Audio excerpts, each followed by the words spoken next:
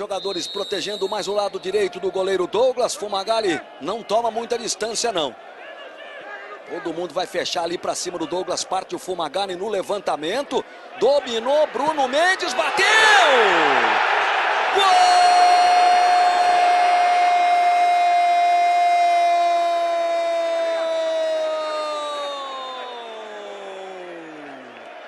É de Bruno Mendes, é do Guarani, com 28 minutos do primeiro tempo. A zaga do time do Linense errou na saída de bola. Quando saiu, quase todo mundo saiu, menos o Elias. O Bruno Mendes teve tempo de colocar no peito e bater firme de pé esquerdo, sem chances para o goleiro Douglas. O garoto Bruno Mendes abre o placar aqui em Campinas, camisa 9. Guarani 1, 0 para o Linense. A gente vai rever mais uma vez daqui a pouquinho na saída do Fumagalli. Vai autorizar o Leonardo Ferreira Lima, vai para a bola, o 10 do Linense.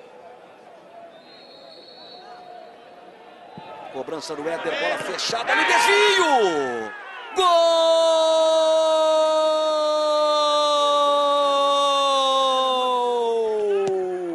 É de Lenilson, é do Linense. Para a festa dos 4 torcedores do Linense.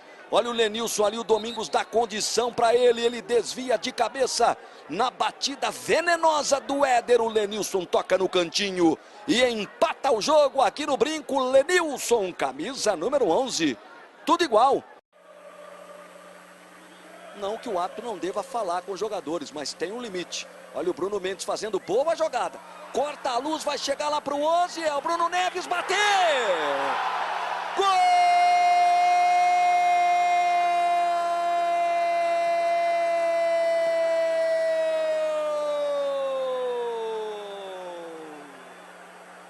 De Osiel, é do Guarani.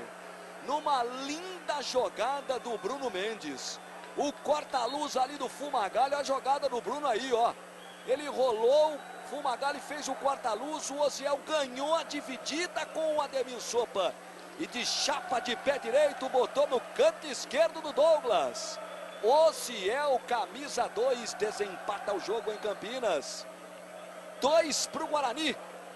1 para o Linense.